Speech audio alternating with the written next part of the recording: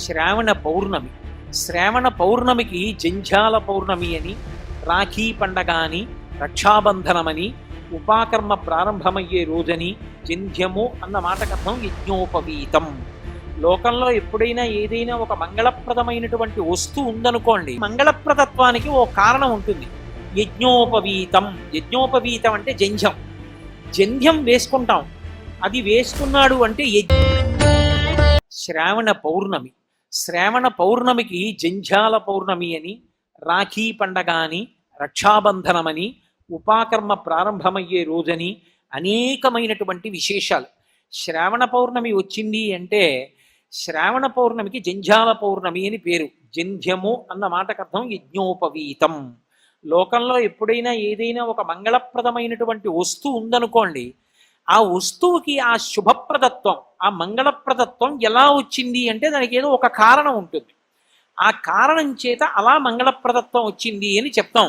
ఏదో మంగళసూత్రంలో శతమానాలు ఉన్నాయనుకోండి, శతమానాలలో అంత గొప్పతనం ఎలా వచ్చింది అన్నారనుకోండి, అందులో ఎంత బంగారం వెయ్యాలో కూడా శాస్త్రం చెప్పింది. ఎంత బంగారం ఉంటే శతమానములు అమ్మవారి యొక్క ఆవాహనతో అంత గొప్పగా ఉంటాయో శాస్త్రం చెప్పింది. కాబట్టి ప్రతిదానికి మంగళప్రదత్వానికి ఓ కారణం ఉంటుంది. యజ్ఞోపవీతం. యజ్ఞోపవీతం అంటే జంధ్యం. జంధ్యం వేసుకుంటాం, అది వేసుకున్నాడు అంటే యజ్ఞం చెయ్యడానికి అధికారమును పొంది ఉన్నాడు అని గుర్తు. ఇప్పుడు యజ్ఞోపవీతం అసలు ఎక్కడి నుంచి వచ్చింది, ఎవరు తయారు చేశారు అన్నారనుకోండి, యజ్ఞోపవీతం పరమం పవిత్రం ప్రజాపతేర్యత్ సహజం పురస్తాత్. ఆ యజ్ఞోపవీతాన్ని ప్రజాపతి మొట్టమొదట ధరించి ఆవిర్భవించినాడు.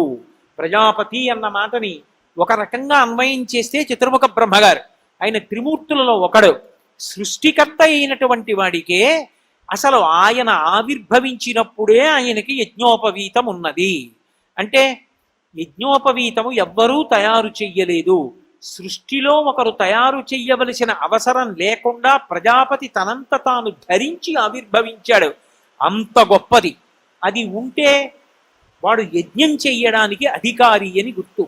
వాడు యజ్ఞం చేస్తే ఏమొస్తుంది లోకానికి అంటే భాగవతంలో చెప్తారు, మఖము చేయ వజ్రి మది సంతసించును, వజ్రి సంతసింప వానకురియు, వానకురిసి గసవు వసుమతిపై పెరగు, గసవు మేసి ధేను గణము బ్రతుకు అంటారు. యజ్ఞం చేశారనుకోండి, దేవతలు ప్రీతి పొందుతారు. దేవతలు చాలా సంతోషించారనే గుర్తు ఏమిటంటే బ్రహ్మాండమైనటువంటి వర్షం పడుతుంది. వర్షం పడింది అనుకోండి, దేవతలు తృప్తి చెందారని చెప్పలేము. బ్రహ్మాండమైన వర్షం పడింది అనుకోండి, దేవతలు తృప్తి చెందారని గుర్తు. అందుకే మఖము చేయ వజ్రి మది సంతసించును, వజ్రి సంతసింప వానకురియు, వానకురిసి గసవు వసుమతిపై పెరగు. అంత పెద్ద వాన పడింది అనుకోండి, ఎక్కడెక్కడ చూసినా సరే పచ్చిగడ్డి దగ్గర నుంచి చెట్లు చామలు అన్నీ పెరుగుతాయి. అవన్నీ పెరిగితే 4 పాదములు కలిగినటువంటి ఆవులు, దూడలు, ఎద్దుల దగ్గర నుంచి మనుష్యులు అందరూ కూడా లోకము సస్యశ్యామలమై సంతోషంగా ఉంటారు. ఇంతటికీ కారణం ఏంటంటే యజ్ఞం. యజ్ఞము చెయ్యడానికి అధికారము దేని వల్ల వస్తుంది అంటే యజ్ఞోపవీతము వల్ల వస్తుంది. అటువంటి యజ్ఞోపవీతము మలినము కాకూడదు, అటువంటి యజ్ఞోపవీతము పెరిగిపోకూడదు. అంటే దానిలో ఉండేటటువంటి పోగులు తెగి ఉండకూడదు. ఆ యజ్ఞోపవీతం మలినం పట్టి ఉండకూడదు. యజ్ఞోపవీతాన్ని తనంత తాను శ్రద్ధ పట్టి మార్చినా మార్చకపోయినా శ్రావణ పౌర్ణమి నాడు మాత్రం తప్పకుండా యజ్ఞోపవీతం మారుస్తారు. యజ్ఞోపవీతం మార్చాడు అంటే అర్థం ఏమిటో తెలుసా? రోజు చేసేటటువంటి గాయత్రి కన్నా కూడా ఎక్కువ గాయత్రి జపం చేస్తారు ఆ రోజున. ఎందుచేత శ్రావణ పౌర్ణమి నాడు యజ్ఞోపవీతాలు మార్చడం అన్నది పెట్టారో తెలుసా? శ్రావణ మాసంలో వర్షం కురిసి తీరాలి. శ్రావణ భాద్రపద మాసాల్లో వర్షం కానీ కురవకపోతే ఇక ఆ సంవత్సరం అంతా తినడానికి తిండి గింజలు ఉండవు. శ్రావణ భాద్రపద మాసాలలో వర్షాలు కురవాలి అంటే 2 కారణములను శాస్త్రం సృష్టించింది. ఒకటి, శ్రావణ మాసం భాద్రపద మాసం ఏం చేస్తారంటే ప్రతి ఊళ్ళోనూ కూడా వేద సభలు ఏర్పాటు చేస్తారు. వేద పండితులందరూ బయలుదేరి వస్తారు. వేద సభలో పాల్గొని వాళ్ళు వేదం చదువుతారు. వేద గానం ఎక్కడ వినపడుతుందో అక్కడ దేవతలందరూ అందరూ సంతోషిస్తారు. వేదం అర్థం అవ్వక్కర్లేదు, వింటే చాలు. ఆ స్వరంతో వేదమంత్రాలు వినపడితే దేవతలు సంతోషించి వర్షాలు కురిపిస్తారు. ఎలాగో వచ్చారు కాబట్టి వాళ్ళు ఏం చేస్తారు, అలా వెళ్ళిపోతూ వెళ్ళిపోతూ అందరిళ్ళకి వస్తారు. వస్తే వాళ్ళు వచ్చారని తలుపేసుకోకూడదు. వాళ్ళు వచ్చి కూర్చుని ఉత్తినే వెళ్ళిపోరు. ఒక్క పన్నం చదువుతామమ్మా అంటారు. సరే చదవండి అంటే ఓ పన్నమో ఓ పనసో చదువుతారు. చదివి ఆశీర్వచనం చేసి పెడతారు. బ్రాహ్మణులు ఊరూరా ఊరూరా తిరిగి వేదాన్ని చదువుతారు. వేద సభలు జరుగుతాయి. దానివల్ల వర్షం. శ్రావణ పౌర్ణమి నాడు ఉపాకర్మ వేదాధ్యయనం ప్రారంభం చేస్తారు. శ్రావణ పౌర్ణమి నాడే యజ్ఞోపవీతాన్ని మార్చి నూతన యజ్ఞోపవీత ధారణ చేసేటప్పుడు గాయత్రి మంత్రాన్ని 3 రెట్లు చేస్తారు.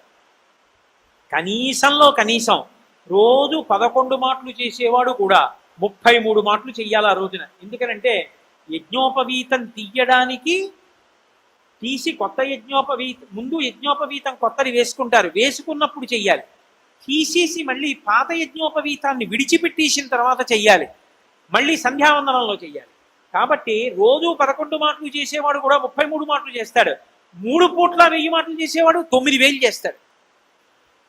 అంత శ్రద్ధతో చేస్తారు శ్రావణ పౌర్ణమి నాడు. గాయత్రి మంత్రం విశేషంగా జపం చేయబడుతుంది కాబట్టి గాయత్రి గానము చేసినంత మాత్రం చేత రక్షించేటటువంటి శక్తి కలిగిన మంత్రం. ఆ గాయత్రి మంత్రం శ్రావణ పౌర్ణమి నాడు విశేషంగా జపం చేయబడినటువంటి కారణము చేత అందరూ కూడా ఆ మంత్రాధిష్టాన దేవత అయినటువంటి గాయత్రీదేవి యొక్క అనుగ్రహంతో అన్ని రకములైనటువంటి ఐశ్వర్యాలని పొంది సకల సంపత్తుల చేత సౌభాగ్యము చేత ఆయురారోగ్య ఐశ్వర్యముల చేత ఆనందప్రదమైనటువంటి జీవితాన్ని గడపడానికి కావలసినటువంటి పరమేశ్వర సంబంధమైనటువంటి అనుగ్రహ సంబంధమైన విభూతులను పొందుతారు.